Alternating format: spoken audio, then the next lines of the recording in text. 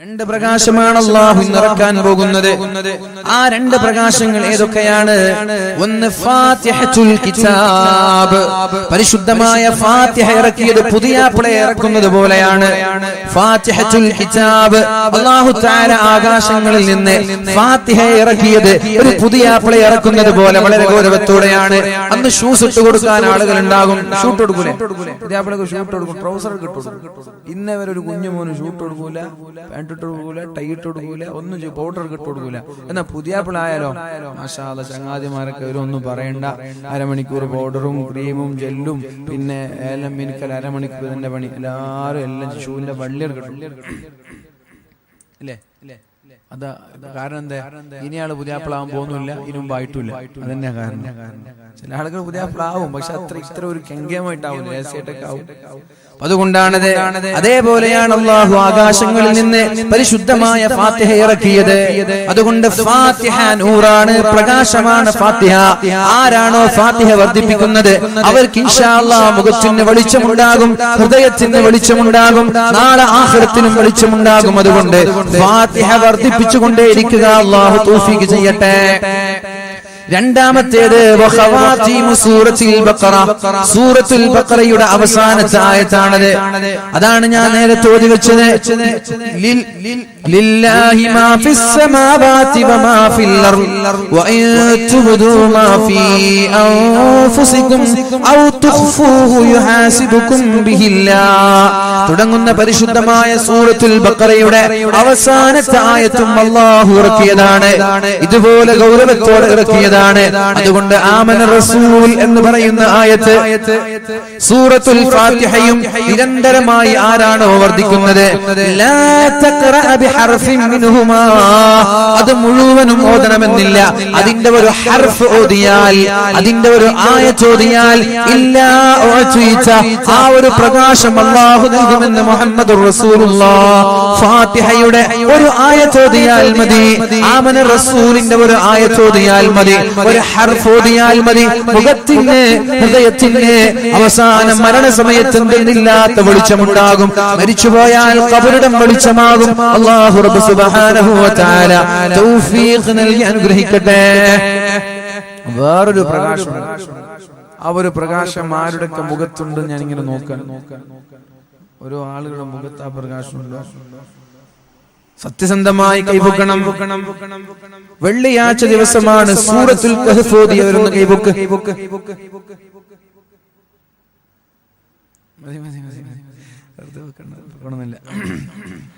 പ്രകാശം ലഭിക്കുന്ന മറ്റൊരു അമലാണ് സൂറത്തുൽ കഹ്ഫ് എന്ന് പറയുന്നത്.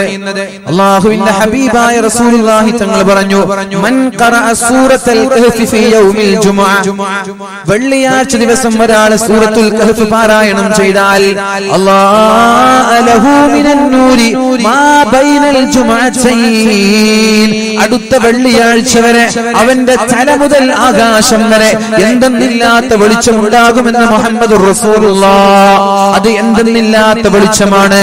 അതിന് മഹത്വമായ പ്രതിഫലമുള്ള സൂറത്താണ്.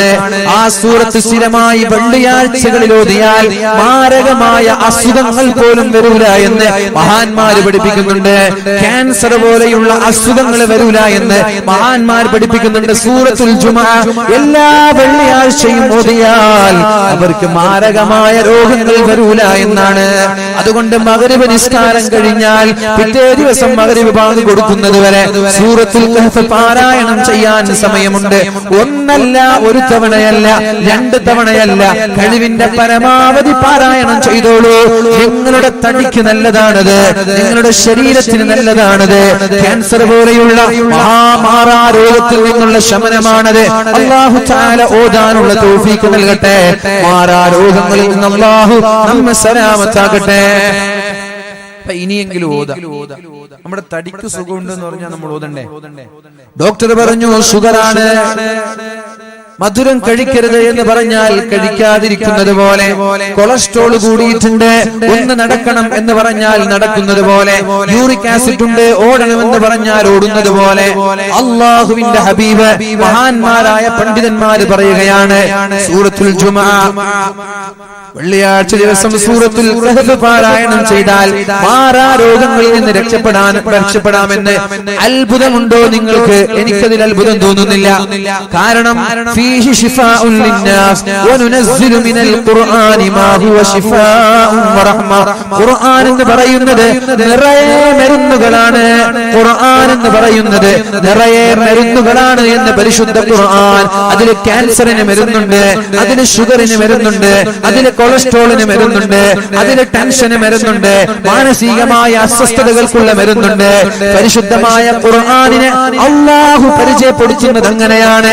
വനുനസ്സിലു മിനൽ ഖുർആനി മാ ഹുവ ശിഫാഉൻ വറഹ്മ. പരിശുദ്ധമായ ഖുർആൻ നിറയെ മരുന്നുകളാണ്, അതൊരു ആശ്വാസത്തിന്റെ വാക്കുകളാണ് എന്ന് അല്ലാഹു തആല പറയുമ്പോ ആരാണോ സൂറത്തുൽ കഹ്ഫ് എല്ലാ വെള്ളിയാഴ്ചയും പാരായണം ചെയ്യുന്നത് അവർക്ക് അല്ലാഹു തആല ഹൃദയത്തിൽ വെളിച്ചം നൽകുമെന്നാണ്, ശരീരത്തിൽ വെളിച്ചം നൽകുമെന്നാണ്, അവരുടെ പ്രവർത്തനത്തിൽ വെളിച്ചം നൽകുമെന്നാണ്. അവരുടെ അമലിനെ അല്ലാഹു ആകാശ ലോകങ്ങളിലേക്ക് ഉയർത്തിക്കൊണ്ടുപോകുമ്പോ പ്രത്യേകമായ ഒരു പ്രകാശത്തോടുകൂടി ഉയർത്തുമെന്നാണ്. നാളെ മഹ്ശറയിലെത്തിയാൽ അവിടെയും വെളിച്ചമുണ്ടാകുമെന്ന് മഹാന്മാര് നമ്മോട് പഠിപ്പിക്കുന്നുണ്ട്. എന്റെ ശബ്ദം ശ്രവിക്കുന്ന ഇവിടെ ഇരിക്കുന്ന ചെറുപ്പക്കാർ, ഓൺലൈനിലൂടെ വീക്ഷിക്കുന്ന ആളുകൾ, ഓഫ്ലൈനിലൂടെ വീക്ഷിക്കുന്ന എന്റെ പ്രിയപ്പെട്ട സഹോദരിമാർ, ദയവ് ചെയ്ത് അടുത്ത ആഴ്ച മുതൽ ഒരു ആഴ്ചയും സൂറത്തുൽ കഹ്ഫ് ഒഴിവാക്കരുത്. അത് നിങ്ങളുടെ തടിക്കുള്ളതാണ്, നിങ്ങളുടെ ആരോഗ്യത്തിനുള്ളതാണ് എന്ന് മഹാന്മാര് പഠിപ്പിക്കുമ്പോൾ ദയവ് ചെയ്ത് മാറരുത്. അല്ലാഹു നമ്മൾക്ക് ബോധം നൽകട്ടെ. അപ്പൊ വെളിച്ചം കിട്ടാനുള്ള അമലുകൾ എന്തൊക്കെ പറഞ്ഞു? ഒന്ന് ഖുർആൻ മൊത്തത്തിൽ ഓതാ, രണ്ട് സൂറത്തുൽ ഫാത്തിഹയും ആമന റസൂലും, പിന്നെയോ സൂറത്തുൽ കഹ്ഫ് വെള്ളിയാഴ്ചകളിൽ ഓതണം. പിന്നെയുള്ള അമൽ എന്ന് പറയുന്നത് ഒരു മനുഷ്യന്റെ മുഖത്തിനും ശരീരത്തിനും നാളെ മഹ്ശറാലോകത്തെ പ്രകാശം നൽകുന്ന അമലുകൾ ഏതൊക്കെയാണത്? വുളൂ ചെയ്യുമ്പോൾ നമ്മൾ വളരെ വളരെ കാറ്റി ചെയ്യണം എന്നുള്ളതാണ്. നല്ല തണുപ്പുള്ള രാവിലെകളാണ് നമ്മൾക്കുള്ളത്. വാല് കഴിഞ്ഞു 12 മണി വരെ വാലിനിരുന്ന് കരഞ്ഞിട്ട് ദുആ ചെയ്തിട്ട് ഇങ്ങനെ ഇവിടെ നിന്ന് സദസ്സിൽ നിന്ന് പിരിഞ്ഞു പോയി. എന്നിട്ട് നല്ല ഉറക്കാണ്, എണീക്കുന്നത് 8 മണിക്ക്. അല്ലാഹു തആല നമ്മുടെ വാലുകൾ എത്രത്തോളം സ്വീകരിക്കുമെന്ന് ആലോചിച്ചാൽ മതി. വാല് തുടങ്ങുന്നത് 10 മണിക്ക്, തീരുന്നത് 12 മണിക്ക്, ഉറങ്ങുന്നത് 2 മണിക്ക്. രാവിലെ അലാം മുട്ടിയാൽ അറിയില്ല, കൂട്ടുകാരും മണിക്കുന്നില്ല. എല്ലാവരും തഹജ്ജുദ് നിസ്കരിച്ചിരുന്നു, എല്ലാവരും ജമാഅത്തിന്റെ പള്ളിയിലേക്ക് പോയിരുന്നു. വാലിന് വന്നത് കാരണത്താൽ ഒരു വീട്ടുകാരുടെ തഹജ്ജുദ് നഷ്ടപ്പെട്ടാൽ ആരാണ് ഉത്തരവാദി? വാലിന് വന്നത് കാരണത്താൽ ഒരു വീട്ടുകാരുടെ ജമാഅത്ത് നഷ്ടപ്പെട്ടാൽ ആരാണ് ഉത്തരവാദി? സംഘാടകർ പറയും നിങ്ങളാണ്, നിങ്ങൾ ഒരു സംഘാടകരാണ്, ഞാൻ പറയും നിങ്ങളാണ്. സംഘാടകരുണ്ട്. കാരണം എന്തേ 9:30 മണിക്കെന്ന് പറഞ്ഞാൽ 9:30 മണിക്ക് നമുക്ക് തുടങ്ങാൻ കഴിയാത്തത്? സംഘാടകര് പറയും ആളുകൾ എത്തിയിട്ടില്ല എന്ന്, നിങ്ങൾ പറയും പ്രഭാഷകൻ എത്തിയിട്ടില്ല എന്ന്.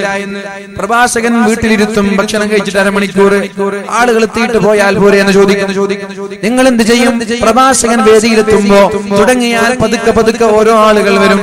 അവിടെ വണ്ടിയിലിരിക്കും, ഷോപ്പിലിരിക്കും, അപ്പുറത്തുപുറത്തൊക്കെ ഇരിക്കും. വാല് തുടങ്ങിയാൽ പതുക്കെ പതുക്കെ ഓരോ ആളുകൾ വന്നിട്ടിരിക്കും. എന്നിട്ട് സദസ്സ് ആവണമെങ്കിൽ 10-10:30 മണി, പിന്നെ വാതൊരു 12:30 മണി വരെ. നേരെ മറിച്ച് ഞാൻ നിങ്ങൾക്കൊരു ഉദാഹരണം കാണിച്ചു തരാം. ഞാൻ വേണമെങ്കിൽ ഇപ്പൊ സംഘാടകർ പറഞ്ഞുതരാം.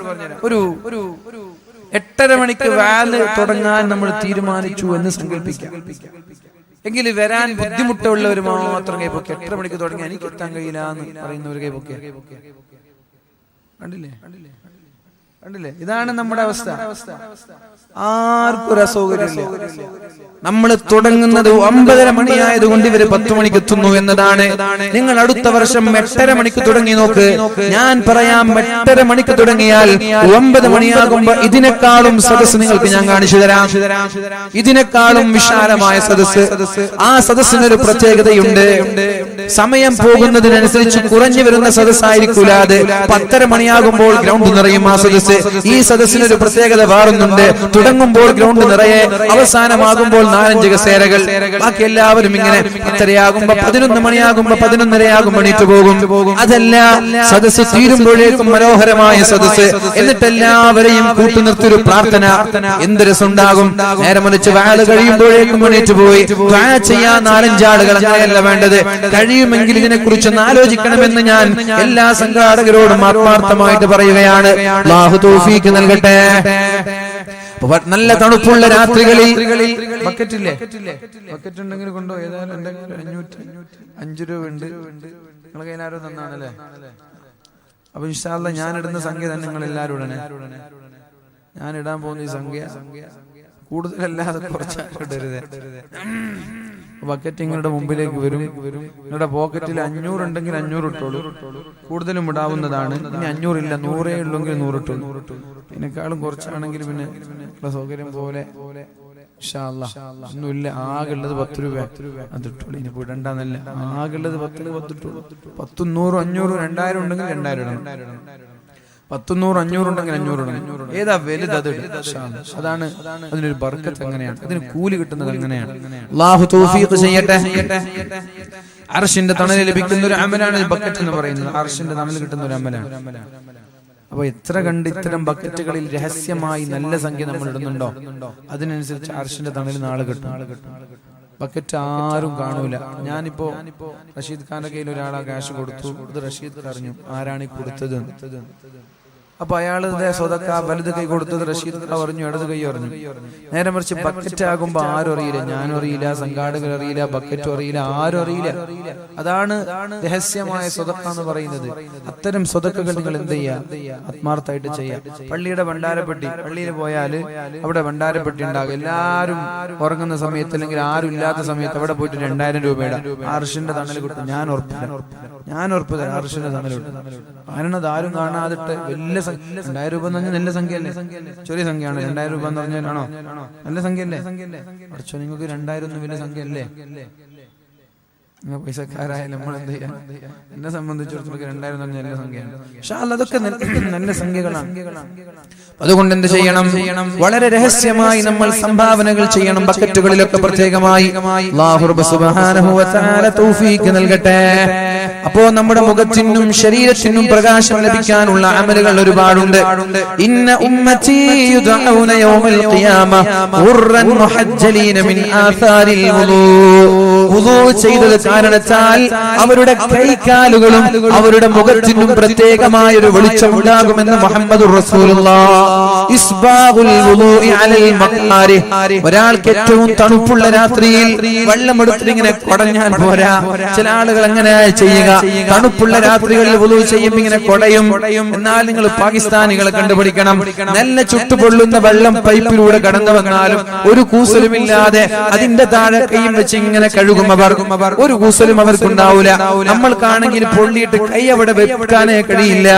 എന്നാൽ തണുപ്പുള്ള രാത്രികളിലും ചൂടുള്ള രാത്രികളിലും എപ്പോഴായാലും ശരി, അഥവാ നമ്മൾക്ക് സഹിക്കാൻ കഴിയാത്ത സമയങ്ങളിൽ വുളൂ ചെയ്യുമ്പോൾ കയറ്റി ചെയ്യുന്നവർ, കാല് കഴുകുമ്പോൾ കയറ്റി ചെയ്യുന്നവർ, മുഖം കഴുകുമ്പോൾ കയറ്റി ചെയ്യുന്നവർ, ഇത്തരം ആളുകൾക്ക് അല്ലാഹു തആല എന്തെന്നില്ലാത്ത വെളിച്ചം നാളെ മഹ്ശറാ ലോകത്ത് നൽകുമെന്നാണ്. ഇവർക്ക് പ്രത്യേകമായ ഒരു പരിഗണന ഉണ്ടാകുമെന്നാണ്. ആളുകളെല്ലാം ഇവരെ നോക്കുമെന്നാണ്.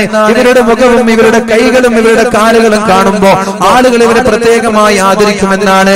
അതുകൊണ്ട് പ്രകാശം ലഭിക്കാനുള്ള മറ്റൊരു അമല് വുളൂ ചെയ്യുമ്പോൾ നന്നായി കയറ്റി ചെയ്യുക എന്നുള്ളതാണ്. അല്ലാഹു നമ്മുടെ ഹൃദയത്തിനും പ്രകാശം നൽകി അനുഗ്രഹിക്കട്ടെ. പിന്നെ നബി തങ്ങൾ പറഞ്ഞു പ്രകാശം ലഭിക്കാനുള്ള മറ്റൊരു അമൽ അസ്സലാത്തു നൂർ. നിസ്കാരം എന്നുള്ളത് വെളിച്ചമാണ്. നിസ്കാരം എന്നുള്ളത് വെളിച്ചമാണ്. ശ്രദ്ധിക്കണം, ഒരാളുടെ ഖബർ വെളിച്ചമാകണമെന്ന് ആഗ്രഹമുണ്ടോ? ഇവിടെ കൂടിയിരിക്കുന്ന നിങ്ങളുടെ ഖബറിടം നാളെ വെളിച്ചമാകണമെന്ന് നിങ്ങൾ ആഗ്രഹിക്കുന്നുണ്ടോ? നിങ്ങളുടെ ഈ മനോഹരമായ വെളിച്ചം, നിങ്ങളുടെ വീടിന്റെ അകത്തലങ്ങളിലുള്ള വെളിച്ചം, ഇതിനേക്കാളും വെളിച്ചമുള്ള ഖബറായി നിങ്ങളുടെ ഖബർ മാറാൻ നിങ്ങൾക്ക് ആഗ്രഹമുണ്ടോ? ഇതിനേക്കാളും നിങ്ങളുടെ വീടിനേക്കാളും വിശാലമായ വീടായി നിങ്ങളുടെ കബറിടം മാറാൻ നിങ്ങൾ ആഗ്രഹിക്കുന്നുണ്ടോ? ഒരു ശിക്ഷ പോലും ഇല്ലാതെ പുഞ്ചിരിയോടെ കബറിടത്തിലേക്ക് പോയി അല്ലാഹുവിന്റെ മാലാഖമാര് ഇരു കരങ്ങളും നീട്ടി സ്വീകരിക്കുന്ന ഒരു കബറിടമായി നിങ്ങളുടെ കബറിടം മാറാൻ നിങ്ങൾ ആഗ്രഹിക്കുന്നുണ്ടോ എങ്കിൽ 4 കാര്യം ചെയ്യണമെന്നാണ് പറഞ്ഞത്. അതിലൊന്ന് നമ്മൾ പറഞ്ഞു കഴിഞ്ഞു, ഖിറാഅത്തുൽ ഖുർആൻ, പരിശുദ്ധമായ ഖുർആൻ ഓതണമെന്നാണ്. ഖുർആൻ ഓതുന്ന ആളുകളുടെ കബറിടം വെളിച്ചമാകുമെന്നാണ്, വിശാലമാകുമെന്നാണ്, ശിക്ഷയുണ്ടാവൂല എന്നാണ്. രണ്ടാമത്തേത് വഹാഫലത്തുസ് സലവാത്ത്, നിസ്കാരങ്ങൾ വളരെ കൃത്യമായി നിർവഹിക്കണമെന്നാണ്. ബാങ്ക് വിളിക്കുമ്പോൾ പള്ളിയിൽ പോകണം, ബാങ്ക് വിളിക്കുമ്പോൾ പള്ളിയിൽ പോകണം, ജമാഅത്തായി പള്ളിയിൽ വെച്ച് നിസ്കരിക്കണം. അതാണ് നിസ്കാരത്തിന്റെ ശൈലി. ഈ മഹല്ല് കല്ലിങ്കൽ മഹല്ലാണ്. തൊട്ടിയല്ല ഇതൊന്നും തന്നെയാണ്. തൊട്ടി വേറെ മഹല്ലല്ലേ? ബദ്രുദ്ദീൻ തൊട്ടി നമ്മുടെ ഒരു സുഹൃത്താണ്, പ്രത്യേകം ദുആ ചെയ്യാൻ പറഞ്ഞിട്ടുണ്ട്. അല്ലാഹു ഖൈർ ചെയ്യട്ടെ, ജോലിയിലൊക്കെ അല്ലാഹു ഖൈർ ചെയ്യട്ടെ, ഖൈറായ ജോലിക്ക് അല്ലാഹു നൽകട്ടെ. അപ്പോൾ ഈ കല്ലിങ്കൽ എന്ന മഹല്ലിന്റെ പരിധിയിലുള്ള ആളുകൾ, ഇതാ നമ്മുടെ പള്ളി. ഈ പള്ളിയിൽ നിന്ന് ബാങ്കിന്റെ വിളി കേട്ടാൽ വീട്ടിൽ വെച്ച് നിസ്കരിക്കുന്നത് തെറ്റാണ്, വീട്ടിൽ വെച്ച് നിസ്കരിക്കുന്നത് തെറ്റാണ്, അല്ലാഹുവിന്റെ ഹബീബിന്റെ സുന്നത്തിനെതിരാണ് എന്ന് മഹാനായ അബ്ദുല്ലാഹി ഇബ്നു മസ്ഊദ് റളിയല്ലാഹു അൻഹു الصلاة خير من النوم, നിസ്കാരത്തിലേക്ക് വാ, ഉറക്കിനേക്കാളും നല്ലത് നിസ്കാരമാണ്. ഇത് പറയുമ്പോൾ നിങ്ങളുടെ മഹല്ലിന്റെ പരിധിയിൽ നിങ്ങളുണ്ടെങ്കിൽ, ഈ കല്ലിങ്കൽ എന്ന് പറയുന്ന മഹല്ലിന്റെ പരിധിയിൽ ഈ നാട്ടുകാരായ നിങ്ങളുണ്ടെങ്കിൽ ജമാഅത്തിന് പോയി നിസ്കരിക്കൽ നിങ്ങൾക്ക് നിർബന്ധമാണ്. അങ്ങനെയാണ് നിസ്കരിക്കാൻ പഠിപ്പിച്ചത്. ഈമാൻ സലാമത്തായി മൻ സറഹു അയ്യൽഖല്ലാഹ ഗദം മുസ്ലിമാ, ഒരാൾക്ക് മുസ്ലിമായി മരണപ്പെടണമെന്നുള്ള ആഗ്രഹമുണ്ടെങ്കിൽ ചെവി തുറന്ന് കേട്ടോ എന്റെ പ്രിയപ്പെട്ട ചെറുപ്പക്കാരെ, ചെവി തുറന്ന് കേട്ടോളൂ എന്റെ പ്രിയപ്പെട്ട ഉപ്പമാരെ. ഈമാൻ സലാമത്തായി പുഞ്ചിരിച്ച് മരണപ്പെടാൻ ഒരാൾക്ക് ആഗ്രഹമുണ്ടെങ്കിൽ ഫല്യുഹാഫിൽ അലാ ഹാദിഹി സ്വലവാത്ത്, 5 നേരത്തെ നിസ്കാരങ്ങൾ എവിടെ നിന്നാണോ നിസ്കരിക്കാൻ നിങ്ങളെ വിളിച്ചത് അവിടെ പോയി ജമാഅത്തിൽ പങ്കെടുത്ത് നിസ്കരിക്കണമെന്ന് മഹാനായ അബ്ദുല്ലാഹി ഇബ്നു മസ്ഊദ് തങ്ങൾ റിപ്പോർട്ട് ചെയ്തത് സ്വഹീഹ് മുസ്ലിമിൽ കാണാൻ കഴിയും. അതുകൊണ്ട് ബാങ്ക് വിളിക്കുമ്പോൾ മഹല്ലിന്റെ പരിധിയിലുള്ള മഹല്ലുകാർ നിസ്കരിക്കാതെ വീട്ടിൽ വെച്ച് നിസ്കരിക്കുകയാണെങ്കിൽ ഈമാൻ സലാമത്തായി മരണപ്പെടാൻ പ്രയാസപ്പെടേണ്ടി വരുമെന്നാണ് ഈ മഹത്തായ ഹദീസിന്റെ താല്പര്യം. നിങ്ങൾക്ക് വിട്ടു വേണ്ട പോലെ ആവാം. അങ്ങനെ വരികയാണെങ്കിൽ സുബഹി നിസ്കാരത്തിനാണ് ജുമഅയെക്കാളും കൂടുതൽ ആളുകൾ ഇവിടെ ഉണ്ടാവേണ്ടത്. ജുമഅയ്ക്ക് നിങ്ങൾ ഒരുപക്ഷേ കാഞ്ഞങ്ങാട് അല്ലെങ്കിൽ കാസർഗോഡ് അല്ലെങ്കിൽ പല സ്ഥലങ്ങളിലുള്ള സ്കൂളുകളിലായിരിക്കും. സുബഹിക്ക് എല്ലാവരും വീട്ടിൽ വന്ന് കിടന്നുറങ്ങുന്ന സമയമാണ്. സുബഹിയുടെ ബാങ്ക് നിങ്ങളുടെ വീട്ടിലേക്ക് കേൾക്കുമെന്ന കാര്യത്തിൽ സംശയമില്ല. എന്നാൽ ആ സുബഹി നിസ്കാരത്തിന് 10 വയസ്സിന്റെ മുകളിലുള്ള എല്ലാ മക്കളും പള്ളിയിലേക്ക് പോകണം. 10 വയസ്സിന്റെ മുകളിലുള്ള എല്ലാവരും, നടക്കാൻ കഴിയാത്തവർക്ക് വരെ എക്സ്ക്യൂസ് കൊടുത്തിട്ടില്ല. പക്ഷേ എന്നാലും അവരെ നമ്മൾ ഒഴിവാക്കാം. ശാരീരികമായ പ്രയാസമുള്ളവരെ നമ്മൾ ഒഴിവാക്കാം. എണീക്കാൻ കഴിയാത്തവർ, നടക്കാൻ കഴിയാത്തവർ ബാങ്കിന്റെ വിളിയാളം കേട്ടപ്പോൾ എന്നെ ഒന്ന് പള്ളിയിലേക്ക് കൊണ്ടുപോകൂ എന്ന് പറഞ്ഞപ്പോൾ കൂടെയുള്ളവർ പറഞ്ഞു, എന്തിനാണ് നിങ്ങൾ ഇങ്ങനെ കഷ്ടപ്പെടുന്നത്? നിങ്ങൾക്ക് എക്സ്ക്യൂസ് ഉണ്ടല്ലോ, നിങ്ങൾക്ക് ഇളവുണ്ടല്ലോ, പോയില്ലെങ്കിൽ പ്രശ്നമില്ലല്ലോ. അപ്പോഴാണ് അദ്ദേഹം പറഞ്ഞത്, ബാങ്കിന്റെ വിളി കേട്ടാൽ പിന്നെ എങ്ങനെയാണ് പള്ളിയിൽ പോവാതെ ഞാൻ അവിടെ ഇരിക്കുന്നത്? അങ്ങനെ പള്ളിയിൽ പോയി ഇമാം നിസ്കരിക്കാൻ തുടങ്ങി. നിസ്കാരം തുടങ്ങിയിട്ട് റുക്കൂയിലേക്ക് പോയി. റുക്കൂയിൽ നിന്ന് അയാൾ എണീറ്റില്ല. റുക്കൂയിൽ കിടന്ന് മരണപ്പെടുകയാണ് അയാൾ ചെയ്തത്. അപ്പൊ നമ്മൾ എന്താ ചെയ്യേണ്ടത്? നമ്മൾക്ക് എണീറ്റ് നടക്കാനുള്ള ആരോഗ്യമുണ്ടെങ്കിൽ 10 വയസ്സിന്റെ മുകളിലുള്ള എല്ലാ ആളുകളും പള്ളിയിൽ നിന്ന് ബാങ്കിന്റെ വിളിയാണ് കേൾക്കുന്നുവെങ്കിൽ മഹല്ലിന്റെ പരിധിയിലുണ്ടെങ്കിൽ നിർബന്ധമായും പള്ളിയിലേക്ക് പോകണം. ആരെങ്കിലും ഒരാൾ പോയില്ലെങ്കിലോ? ആരെങ്കിലും ഒരാൾ പോവാതെ വീട്ടിൽ വെച്ച് നിസ്കരിച്ചാൽ അവര് അല്ലാഹുവിന്റെ ഹബീബിന്റെ സുന്നത്തിന് എതിരാണ് പ്രവർത്തിച്ചത് എന്ന് മഹാനായ അബ്ദുല്ലാഹി ഇബ്നു മസ്ഊദ് തങ്ങൾ. ഹബീബിന്റെ സുന്നത്തിനെതിരെ ഒരാൾ പ്രവർത്തിച്ചാൽ അയാൾ വഴി പിഴച്ചു പോയി എന്നും മഹാനായ അബ്ദുല്ലാഹി ഇബ്നു മസ്ഊദ് തങ്ങൾ അവര് നരകത്തിലേക്ക് പെട്ടുപോകുമെന്നും മഹാനായ അബ്ദുല്ലാഹി ഇബ്നു മസ്ഊദ് തങ്ങൾ പറയുന്നുണ്ട്. അതുകൊണ്ട് പള്ളിയിൽ നിന്ന് ബാങ്ക് കേട്ടാൽ ജമാഅത്തിന് പോകൽ നിർബന്ധമാണ്. 10 വയസ്സിന്റെ മുകളിലുള്ള എല്ലാ ആളുകളും ആ ഉത്തരവാദിത്തം ഇവരുടെ ഈ നാട്ടിലുള്ള പെണ്ണുങ്ങളാണ് ഏറ്റെടുക്കേണ്ടത്. ഈ നാട്ടിലുള്ള ഭാര്യമാരാണ് ഏറ്റെടുക്കേണ്ടത്. നിങ്ങളുടെ ഭർത്താക്കന്മാരെ നിങ്ങൾ പള്ളിയിലേക്ക് അയക്കണം. ഈ നാട്ടിലുള്ള ഉമ്മമാരാണ് ഏറ്റെടുക്കേണ്ടത്. നിങ്ങളുടെ മക്കൾ 10 വയസ്സിന്റെ മുകളിലുള്ളവരാണെങ്കിൽ ഓരോ വഖത്തിലും നിസ്കരിക്കാൻ പള്ളിയിലേക്ക് അയക്കണം. അല്ലാഹു തൗഫീഖ് ചെയ്യട്ടെ. ഞാൻ ചോദിക്കും, നാളെ പള്ളിയിൽ ആരൊക്കെ ഉണ്ടായി?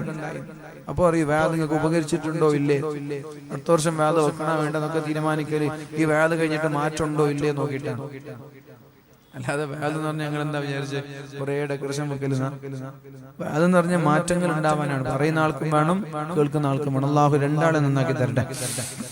ഇന്ന ഉമ്മത്തി, അല്ലാഹുവിന്റെ ഹബീബ് പറയുന്നുണ്ട്, ഖബർ വിശാലമാകാൻ, ഖബർ സ്വർഗീയമാകാൻ നിങ്ങൾ ചെയ്യേണ്ടത് മുഹാഫലത്തുസ് സ്വലാവാത്ത്, നിസ്കാരങ്ങൾ വളരെ കൃത്യമായി ബാങ്ക് വിളിക്കുമ്പോൾ ജമാഅത്തിൽ പോയി പങ്കെടുക്കുന്നവരാണെങ്കിൽ അവരുടെ ഖബർ വെളിച്ചമാകും, അവരുടെ ഖബർ വിശാലമാകുമെന്ന്, അവരുടെ ഖബറിൽ നിന്ന് അല്ലാഹു ശിക്ഷ ഉയർത്തുമെന്ന് മുഹമ്മദുർ റസൂലുള്ളാഹ്. മൂന്നാമത്തെ അമൽ സ്വദഖയാണ്. മൂന്നാമത്തെ അമൽ സ്വദഖയാണ്. സ്വദഖ ചെയ്യുന്ന ആളുകളുടെ ഖബറിടം വിശാലമാകുമെന്നാണ്. സ്വദഖ ചെയ്യുന്നവരുടെ ഖബറിടം വെളിച്ചമാകുമെന്നാണ്. സ്വദഖ ചെയ്യുന്നവരുടെ ഖബറിടത്തിൽ അല്ലാഹു ശിക്ഷ നൽകൂല എന്ന് മുഹമ്മദുർ റസൂലുള്ളാഹ്. അതുകൊണ്ട് നിങ്ങളുടെ മനസ്സിൽ എന്തെങ്കിലും ഒരു സ്വദഖ, ഒന്നുകിൽ നിങ്ങളുടെ ഖബറിടം വിശാലമാവാൻ, അല്ലെങ്കിൽ നിങ്ങളുടെ മാതാപിതാക്കളുടെ ഖബറിടം വെളിച്ചമാവാൻ വേണ്ടി, നിങ്ങളിൽ നിന്ന് മരണപ്പെട്ടു പോയ നിങ്ങളുടെ ഉമ്മ, നിങ്ങളിൽ നിന്ന് മരണപ്പെട്ടു പോയ നിങ്ങളുടെ പിതാവ്, അവരൊക്കെ ഒരു പക്ഷേ ഖബറിടത്തിൽ പ്രയാസപ്പെടുന്നവരായിരിക്കാം, ഒരുപക്ഷേ ഖബറിടത്തിൽ ശിക്ഷിക്കപ്പെടുന്നവരാവാൻ സാധ്യതയുണ്ട്. അത്തരം മാതാപിതാക്കൾക്ക് വേണ്ടി ദുആ ചെയ്യേണ്ടത് നമ്മുടെ ബാധ്യതയാണ്. വവലദുൻ സാലിഹൻ യദ്ഉല, ദുആ ചെയ്യുന്ന മക്കളുണ്ടായാൽ ഖബറിൽ കിടക്കുന്ന മാതാപിതാക്കൾക്ക് ഉപകരിക്കുമെന്ന് മുഹമ്മദുർ റസൂലുള്ളാഹ്. അപ്പോൾ ഇവിടെ കൂടിയിരിക്കുന്ന നിങ്ങളുടെ ഉമ്മ, നിങ്ങളുടെ പിതാവ്, ആരെങ്കിലും ഒരാൾ മരണപ്പെട്ടിട്ടുണ്ടെങ്കിൽ ഇൻഷാ അല്ലാഹ് ഒരു 2000 രൂപയെങ്കിലും അവരുടെ ഖബറിടത്തിലേക്ക് നമ്മൾ ഇന്ന് നേർച്ചയാക്കണം. അവരുടെ ഖബറിടത്തിലേക്ക് നമ്മൾ സ്വദഖ ചെയ്യണം. എന്നിട്ട് നമ്മൾക്ക് ഈ സദസ്സിൽ വെച്ച് ദുആ ചെയ്യണം. ഇന്നത്തെ രാത്രി തന്നെ അവരുടെ ഖബറിടം വെളിച്ചമുള്ള ഖബറിടമാക്കി മാറ്റി കൊടുക്കണം. ഇന്നത്തെ രാത്രി തന്നെ അവരുടെ ഖബറിടം സ്വർഗീയമാക്കി കൊടുക്കണം. ഇന്നത്തെ രാത്രി തന്നെ ഖബറിന്റെ ശിക്ഷയിൽ നിന്ന് നമ്മുടെ മാതാപിതാക്കളെ നമ്മൾ രക്ഷപ്പെടുത്തണം. അല്ലാഹു തൗഫീഖ് ചെയ്യട്ടെ. അത് നമ്മുടെ കടമയാണ്. മുഅ്മിനീങ്ങളെ, ദുആ ചെയ്താൽ അവിടെ എത്തുമെന്ന് മുഹമ്മദുർ റസൂലുള്ളാഹ്. സ്വദഖ ചെയ്താൽ അവിടെ എത്തുമെന്ന് മുഹമ്മദുർ റസൂലുള്ളാഹ്. പ്രാർത്ഥനയും ഖുർആനും അവിടെ എത്തുമെന്ന് മുഹമ്മദുർ റസൂലുള്ളാഹ്. അതുകൊണ്ട് നമ്മുടെ മാതാപിതാക്കൾക്ക് വേണ്ടി ഒരു 2000 രൂപയെങ്കിലും നമ്മൾ നൽകണം. അല്ലാഹു തൗഫീഖ് ചെയ്യട്ടെ. സ്റ്റേജിൽ നിന്ന് മരണപ്പെട്ടു പോയ ആരെങ്കിലും ഉണ്ടോ? മാതാപിതാക്കൾ മരണപ്പെട്ടു പോയിട്ടുണ്ടെങ്കിൽ 2000 കൊടുക്കാൻ കഴിയുന്ന ആരെങ്കിലും ഉണ്ടോ? നമ്മുടെ സ്റ്റേജിൽ 2000 രൂപ നിങ്ങളുണ്ട്. 2 മരണപ്പെട്ടിട്ടുണ്ട്, ഒരാൾ മരണപ്പെട്ടു. ആരാണ്? അല്ലാഹുവേ, മരണപ്പെട്ടു പോയ പിതാവിന്റെ ഖബറിടത്തിലേക്ക് ആ സംഭാവന നീ എത്തിച്ചു കൊടുക്കണേ അല്ലാഹ്. വെളിച്ചമാക്കി കൊടുക്കണേ റബ്ബേ, വിശാലമാക്കി കൊടുക്കണേ അല്ലാഹ്. അല്ലാഹുവേ, സ്വാലിഹീങ്ങളായ മക്കളുടെ പ്രാർത്ഥന മക്കളോട് പറഞ്ഞത് മാതാപിതാക്കൾക്ക് ദുആ ചെയ്യാനാണ്. അല്ലാഹുവേ, ഈ ഓരോ രൂപയ്ക്കും ലക്ഷക്കണക്കിന് പ്രതിഫലങ്ങളായി ആ ഖബറിടത്തിലേക്ക് എത്തിച്ച് ഈ മഹത്തായ സദഖയുടെ ബറക്കത്ത് കൊണ്ട്, ഈ മഹത്തായ സദസ്സിന്റെ ബറക്കത്ത് കൊണ്ട് ഇന്നത്തെ രാത്രി തന്നെ ഖബറിടം വെളിച്ചമാക്കണേ അല്ലാഹ്. മക്കൾ, ഈ മകൻ മാതാപിതാക്കളുടെ തൃപ്തി ലഭിച്ച മക്കളിൽ ഉൾപ്പെടുത്തണേ അല്ലാഹ്. അല്ലാഹുവേ, ജീവിച്ചിരിക്കുന്ന മാതാവിന് ആഫിയത്തും ആരോഗ്യവും നൽകണേ റബ്ബേ. ആരെങ്കിലും ഉണ്ടോ? പറഞ്ഞോളൂ ട്ടോ.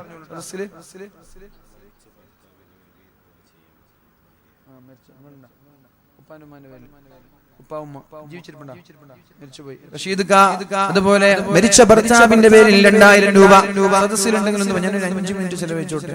ഒന്നുമില്ല, ഞാനിത് എല്ലാ സദസ്സിലും എടുക്കുന്ന ഒരു സ്വതക്കയാണ്. സംഘാടകർക്ക് വേണ്ടിയിട്ടല്ല, നിങ്ങളുടെ മാതാപിതാക്കൾക്ക് വേണ്ടിയിട്ട് എല്ലാ സദസ്സിലും എടുക്കാറുണ്ട്. ഞങ്ങളുടെ അതിഞ്ഞാല് പ്രസംഗിച്ചപ്പോൾ കൊടുത്തിട്ടുണ്ട്. ഒരുപാട് ആളുകൾ മരണപ്പെട്ടവർക്ക് വേണ്ടിയിട്ട് 2000 കൊടുത്തിട്ടുണ്ട്. ജീവിച്ചിരിക്കുന്ന മാതാപിതാക്കളുടെ ആഫിയത്തിന് വേണ്ടിയിട്ടും കൊടുക്കുക. സദസ്സിലുണ്ടെങ്കിൽ ഒന്ന് കൈപ്പൊക്കെ. മരിച്ചുപോയ ഉമ്മയ്ക്ക് വേണ്ടിയിട്ടോ ഉപ്പയ്ക്ക് വേണ്ടിയിട്ടോ 2000 രൂപ കൊടുത്തിട്ട് ദുആ ചെയ്യാം. ഒരാള് ആരെ മരണപ്പെട്ട്? 2 വേറെ ആരെങ്കിലും ഉണ്ടോ? ഒന്ന് കൈപ്പൊക്കും. ഒരാളുണ്ട്. അൽഹംദുലില്ലാഹ്. ആരെ മരണപ്പെട്ട്? 2 ഒരാള് ബാപ്പ. വേറെ ആരുള്ള? സഹോദരിമാരുണ്ടെങ്കിലും എഴുതി കൊടുക്കണേ. വേറെ ആരുള്ള? ഇനി മരണപ്പെട്ടിട്ടില്ലെങ്കിൽ ജീവിച്ചിരിക്കുന്ന മാതാപിതാക്കൾക്കും കൊടുക്കാം. ജീവിച്ചിരിക്കുന്ന മാതാപിതാക്കളുടെ ആഫിയത്തിനും ആരോഗ്യത്തിനും വേണ്ടി കൊടുത്താൽ അത് നിങ്ങൾക്ക് തന്നെ കിട്ടും. എന്താ വെച്ചാല് അവർക്ക് രോഗം ഉണ്ടായാലും നിങ്ങൾ തന്നെ അവർ ഹോസ്പിറ്റലിൽ കൊണ്ടുപോകേണ്ടത്, ചികിത്സിക്കേണ്ടതൊക്കെ. അപ്പൊ അവർക്ക് രോഗങ്ങളൊന്നും വരാൻ വരാതിരിക്കാൻ വേണ്ടിയിട്ടും കൊടുക്കുക, ആഫിയത്തിനും കൊടുക്കുക. ഇനി ആരെങ്കിലും ഉണ്ടോ? ഞാൻ സമയമൊന്നും കളയൂല ഇതിനു വേണ്ടിയിട്ട്. ഒരു മിനിറ്റ് ഞാൻ നിങ്ങൾ പുരുഷന്മാരോട് ചോദിക്കും. ആരെങ്കിലും ഉണ്ടോ? സൈഡിലുള്ളവർ, സ്റ്റേജിലുള്ളവർ ആരെങ്കിലും ഉണ്ട്? ഇനി ഉമ്മയ്ക്ക് ഒരാളുണ്ട്. ഉമ്മ ആരാ മരണപ്പെട്ട്? ഒരാളല്ലേ? വേറെ ഒരാളുണ്ട്. ആരാ മരണപ്പെട്ട്? ഉപ്പ. പിന്നെ കൊടുത്തോളൂ. ഞാൻ പറഞ്ഞു, ഞാൻ സംഘാടകർക്ക് വേണ്ടിയിട്ട് പിരിവുണ്ടാക്കലില്ല, പിരിക്കലില്ല, അങ്ങനത്തെ പരിപാടി നമുക്കില്ല. സംഘാടകർക്ക് പൈസ ഉണ്ടാക്കി കൊടുക്കുന്നവരായിട്ടൊന്നും നമുക്കില്ല. ഞാനിതെല്ലാ സദസ്സും ചോദിക്കുന്നത് വെച്ചാൽ മരണപ്പെട്ടു പോയവർക്ക് നമ്മളല്ലാതെ പിന്നെ ആരും ദുആ ചെയ്യാനുണ്ടാവില്ല. എന്റെ ഉപ്പയ്ക്ക് ദുആ ചെയ്യാൻ ഞാനേ ഉണ്ടാവുള്ളൂ, ഞാനും എന്റെ ചേട്ടാനുജന്മാരും. ഇവിടെ കല്ലിങ്കൽ എന്നിട്ട് ഒരു കുഞ്ഞുമോനും വന്നിട്ട് കല്ലുദുവിന്റെ ഉപ്പ മരണപ്പെട്ടിട്ടുണ്ട്, ദുആ ചെയ്യാൻ. അയാൾക്ക് എപ്പോഴും അന്ന് മരണപ്പെട്ടപ്പോൾ വന്നേക്കാം, പക്ഷെ ദുആ ചെയ്യൂല. മരണത്തിന് ശേഷം ഞാനേ ദുആ ചെയ്യണം. അതേപോലെ നമ്മുടെ മാതാപിതാക്കൾക്ക് വേണ്ടി നമ്മളല്ലാതെ വേറെ ഒരാളും ദുആ ചെയ്യൂല, നമ്മളത് ദുആ ചെയ്യണം. ഇനി നാളെ ഞാൻ മരണപ്പെട്ടാൽ എനിക്ക് വേണ്ടി ദുആ ചെയ്യാൻ എന്റെ മക്കളെ ഉണ്ടാവുള്ളൂ. അതുകൊണ്ട് 10 സ്ക്വയർ ഫീറ്റ് ഒക്കെ ഉണ്ട് ഇവിടെ വീടിന്. എത്ര സ്ക്വയർ ഫീറ്റ് ആകുമ്പോൾ? 1300. 10 സ്ക്വയർ ഫീറ്റ് 13,000 രൂപ. കുഞ്ഞു മുഹമ്മദ്, അത് കുഴപ്പമില്ല, പേര് പ്രശ്നമില്ല. ഉണ്ട്. ഇനി ഞാൻ വേദം തുടങ്ങട്ടെ. ഇനി ആരെങ്കിലും ഉണ്ടോ? സഹോദരിമാരുണ്ടെങ്കിൽ ഒന്ന് നിങ്ങൾ അതാരാണ് വരണ്ടര? നിങ്ങളൊന്നും ഇങ്ങനെ നടന്നോളൂ. എന്നിട്ടുണ്ടല്ലോ എല്ലാവരും കിട്ടിയ ശേഷം നമുക്കൊന്ന് ആത്മാർത്ഥമായിട്ട് ദുആ ചെയ്യാം. അല്ലാഹു മരണപ്പെട്ടു പോയവരുടെ ഖബറടക്കം അല്ലാഹു വെളിച്ചമാക്കി കൊടുക്കട്ടെ. നാളെ ഞാനും നിങ്ങളൊക്കെ മരണപ്പെട്ട് കിടക്കുമ്പോൾ ദുആ ചെയ്യാൻ മക്കള് വേണ്ടേ? നമ്മുടെ മക്കള് ദുആ ചെയ്യോ? നിങ്ങൾക്ക് തോന്നുന്നുണ്ടോ നമ്മുടെ മക്കള് ദുആ ചെയ്യോ? നമ്മൾ അവർക്ക് വേണ്ടി ദുആ ചെയ്തിട്ടുണ്ടോ? എങ്കിൽ ഇൻഷാ അല്ലാഹ് ദുആ ചെയ്യും. ഇല്ലെങ്കിൽ ഒരു കുഞ്ഞു മോൻ തിരിഞ്ഞു നോക്കൂല. നിങ്ങൾ കഴിയുമെങ്കിൽ എന്ത് ചെയ്യണമെന്നറിയോ? ഇടയ്ക്കിടെ നിങ്ങളുടെ ഉപ്പയുടെ കബറിടത്തിലേക്ക് നിങ്ങളുടെ മക്കളുടെ കൈയും കൂട്ടി പോകണമെന്ന് മഹാന്മാർ പറയാറുണ്ട്. മരണപ്പെട്ടു പോയ ഉപ്പയുടെ, മരണപ്പെട്ടു പോയ ഉമ്മയുടെ കബറിടത്തിലേക്ക് മക്കളെ കൊണ്ടുപോകണം. മക്കളെ കൈയും പിടിച്ചു പോയിട്ട് അവിടെ നിന്നിട്ട് ദുആ ചെയ്യണം. അല്ലാഹുവേ എന്റെ ഉപ്പാക്ക് നീ പുറത്തു കൊടുക്കണേ അല്ലാ. എന്നിട്ട് ഉമ്മയുടെ അടുത്തേക്ക് പോകണം. അല്ലാഹു എന്റെ ഉമ്മക്ക് പുറത്തു കൊടുക്കണേ റബ്ബേ. ഇത് നിങ്ങളുടെ മക്കൾ പഠിക്കും. നിങ്ങൾ മരണപ്പെട്ടാൽ നിങ്ങളുടെ മക്കൾ നിങ്ങളുടെ മക്കളുടെ കൈയും പിടിച്ചിട്ട് വരും. അല്ലാഹു എന്റെ ഉപ്പാക്ക് പൊരുത്തപ്പെട്ടു കൊടുക്കണേ അല്ലാ. മക്കളുടെ ദുആ കൊണ്ട് കബറിൽ കിടക്കുന്ന മാതാപിതാക്കൾ രക്ഷപ്പെടുമെന്നാണ്. അല്ലാഹുവേ ഞങ്ങളുടെ മാതാപിതാക്കൾ മരണപ്പെട്ടു പോയവർക്ക് വേണ്ടി ഒരുപാട് പേര് ഹദിയ ചെയ്തിട്ടുണ്ട്. സഹോദരിമാരെ, നിങ്ങളും ഭർത്താവോ ഭാര്യയോ ആരായാലും ശരി, അല്ലാഹുവേ ഒരുപാട് ആളുകൾ ഇവിടെ സംഭാവന ചെയ്തിട്ടുണ്ട് റബ്ബേ. ഈ സംഭാവനകൾ അവരുടെ കബറിടങ്ങളിലേക്ക് നീ എത്തിച്ചു കൊടുക്കണേ അല്ലാ. ഒരു സ്വഹാബി ഒരിക്കൽ കടന്നു വന്ന നബി തങ്ങളോട് ചോദിച്ചു, നബിയേ എന്റെ ഉമ്മ മരണപ്പെട്ടു പോയിരിക്കുകയാണ്, ഉമ്മ മരണപ്പെടുന്ന സമയത്ത് ഞാൻ വീട്ടിലില്ല, ഉമ്മയ്ക്ക് വേണ്ടി ഞാൻ സ്വതക്ക ചെയ്താൽ ഉമ്മയുടെ ഖബറിടത്തിലേക്ക് എത്തുമോ നബിയെ എന്ന് ചോദിച്ചപ്പോൾ അല്ലാഹുവിന്റെ ഹബീബ് പറഞ്ഞു, അതെ നീ സ്വതക്ക കൊടുത്തോളൂ, ഉമ്മയ്ക്ക് അത് ഉപകരിക്കുമെന്ന് പരിശുദ്ധ റസൂലുള്ളാഹ്. ആ സമയത്ത് സ്വഹാബി സ്വതക്ക ചെയ്തു. എന്ത്? അദ്ദേഹത്തിന്റെ വലിയൊരു തോട്ടമാണ് ഉമ്മയുടെ പേരിൽ സ്വതക്ക ചെയ്തത്. അതേപോലെ അല്ലാഹുവേ ഞങ്ങളുടെ മാതാപിതാക്കളിൽ ആരെങ്കിലും ഒരാൾ ഖബറിടത്തിൽ കിടന്ന് പ്രയാസപ്പെടുന്നുവെങ്കിൽ അവർക്ക് നിസ്കരിക്കാൻ കഴിയാത്ത രോഗമാണ് റബ്ബേ അത്, ഖുർആൻ ഓതാൻ കഴിയാത്ത രോഗമാണ് റബ്ബേ അത്. ഈ മക്കളുടെ പ്രാർത്ഥന, ഈ മക്കളുടെ സ്വതക്കകൾ അവരുടെ ഖബറിടത്തിലേക്ക് നീ എത്തിച്ചു കൊടുക്കണേ അല്ലാഹുവേ. അവരുടെ ഖബറിടം ശിക്ഷയുള്ള കബറിടമാണെങ്കിൽ ഇന്നത്തെ രാത്രി തന്നെ നീ വെളിച്ചമാക്കണേ അല്ലാഹുവേ. ഇന്നത്തെ രാത്രി തന്നെ നീ വെളിച്ചമാക്കണേ അല്ലാ. ഇന്നത്തെ രാത്രി തന്നെ നീ സ്വർഗീയമാക്കണേ അല്ലാ. ഇന്നത്തെ രാത്രി തന്നെ സ്വർഗീയ കവാടങ്ങൾ തുറന്നു കൊടുക്കണേ റബ്ബേ. ഇനി സ്വർഗീയ സുഖങ്ങൾ ആസ്വദിക്കുന്നവരാണെങ്കിൽ അല്ലാഹുവേ അവരുടെ ദറജയെ നീ ഉയർത്തണേ അല്ലാ. ഉന്നതമായ പദവി നൽകണേ അല്ലാ. അല്ലാഹുവേ ഞങ്ങളുടെ ജീവിച്ചിരിക്കുന്ന മാതാപിതാക്കൾ, ഞങ്ങൾക്ക് വേണ്ടി ത്യാഗം ചെയ്യുന്ന ഞങ്ങളുടെ ഉമ്മ, ഞങ്ങൾക്ക് വേണ്ടി പ്രയാസപ്പെടുന്ന ഞങ്ങളുടെ പിതാവ്, അവർക്ക് ആഫിയത്ത് നൽകണേ അല്ലാ. ആരോഗ്യം നൽകണേ റബ്ബേ. എത്ര വൈകിയാലും മകൻ വരുമെന്ന് കാത്തിരിക്കുന്ന മാതാപിതാക്കൾ, അല്ലാഹുവേ അവർക്ക് ജീവിക്കുന്ന കാലത്തോളം ആഫിയത്തോടെയുള്ള ദീർഘായുസ്സ് നീ നൽകണേ റബ്ബേ. രോഗങ്ങൾ നൽകണേ റബ്ബേ. വല്ല അസുഖങ്ങളുണ്ടെങ്കിൽ പൂർണ്ണമായ ശിഫ നൽകണേ റബ്ബേ. ഈമാൻ സലാമത്തായി പുഞ്ചിരിച്ച് മരണപ്പെടാനുള്ള തൗഫീഖ് നൽകണേ അല്ലാഹ്. അതുകൊണ്ട് ഒരു മനുഷ്യനെ സംബന്ധിച്ചിടത്തോളം അവന്റെ നിസ്കാരം അവന്റെ പ്രകാശമാണ്. നിസ്കാരത്തിന്റെ വിഷയം വളരെ ശ്രദ്ധയോടെ വേണം. ഇനി മുതൽ അത് നിസ്സാരമായി കാണരുത്. ഇതുവരെ നിങ്ങൾക്ക് അറിഞ്ഞിട്ടില്ല എന്ന് വെക്കാം. കഴിഞ്ഞതൊക്കെ അല്ലാഹു നമ്മൾക്ക് പുറത്തു തരട്ടെ. ഇനി നമ്മൾക്ക് അറിഞ്ഞുവല്ലോ 10 വയസ്സിന്റെ മുകളിലുള്ള ആളുകൾ നിർബന്ധമായും ജമാഅത്തിന് പള്ളിയിലേക്ക് പോയിരിക്കണം. അത് തമാശയല്ല. അവിടെ ഒരു എക്സ്ക്യൂസും ഇല്ല, അവിടെ ഒരു ഇളവുമില്ല, ഒരു തിരക്കും അവിടെ പറയാൻ പാടില്ല. നിർബന്ധമാണിത്, കണിശമാണിത്, കർക്കശമാണിത്. അങ്ങനെ പോയാൽ അല്ലാഹു തആല നിങ്ങളുടെ മുഖത്തിനും നിങ്ങളുടെ ഹൃദയത്തിനും നിങ്ങളുടെ കബറിടത്തിനും അല്ലാഹു പ്രകാശം നൽകുമെന്ന് മുഹമ്മദുർ റസൂലുള്ളാഹ്. അസ്സലാത്തു നൂർ, നിസ്കാരം പ്രകാശമാണ് എന്നാണ് അല്ലാഹുവിന്റെ ഹബീബ് പഠിപ്പിച്ചത്. യകൂനു അജ്റുഹാ നൂറൻ ലിസാഹിബിഹാ യൗമൽ ഖിയാമ, ഖിയാമത്ത് നാളിൽ കോടാനക്കോടി ആളുകൾ ഒരുമിച്ച് കൂടുന്ന മഹ്ശറാവൻ സഭയിൽ, അതേപോലെ തന്നെ ബർസഖിയായ ഖബറിടത്തിലെ അല്ലാഹു തആല നിസ്കരിക്കുന്ന ആളുകൾക്ക് എന്തെന്നില്ലാത്ത പ്രകാശം നൽകുമെന്നാണ്. പിന്നെ നിസ്കാരത്തിൽ തന്നെ പ്രത്യേകമായ 2 നിസ്കാരങ്ങളുണ്ട്. മൊത്തത്തിൽ നിസ്കാരത്തിൽ തന്നെ പ്രത്യേകമായ 2 നിസ്കാരങ്ങളുണ്ട്. ഏതൊക്കെയാണ് ആ നിസ്കാരങ്ങൾ? പറഞ്ഞോളൂ.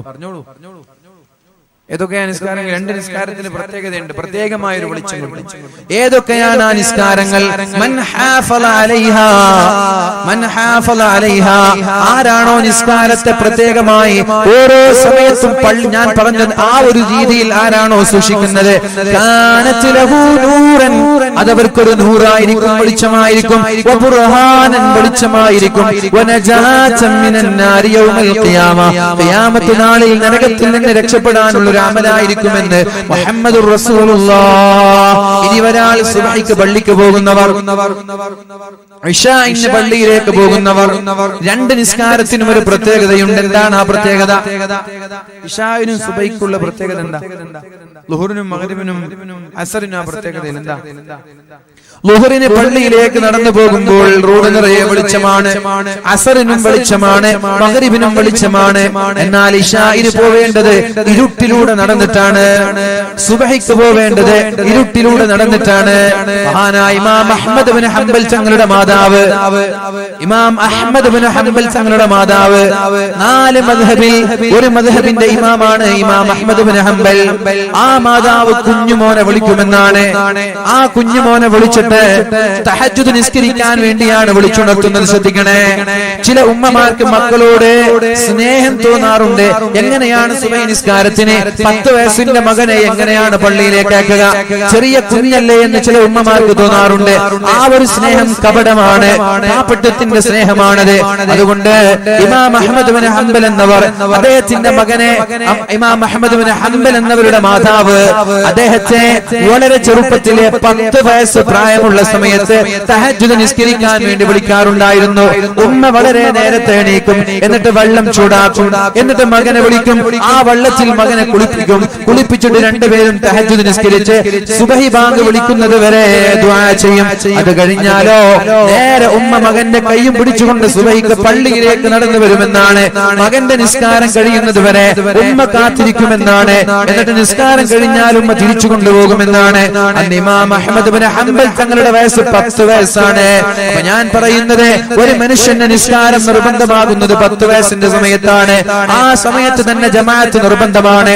ഉമ്മമാരെ, ഭാര്യമാരോട്, രക്ഷിതാക്കളോട്, ഉപ്പമാരോട് പറയാനുള്ളത്, ആ സമയത്ത് വളരെ ഗൗരവത്തോടെ നിസ്കാരത്തിന്റെ വിഷയത്തിൽ ഒരു എക്സ്ക്യൂസും നമ്മുടെ മക്കൾക്ക് നൽകാൻ പാടില്ല.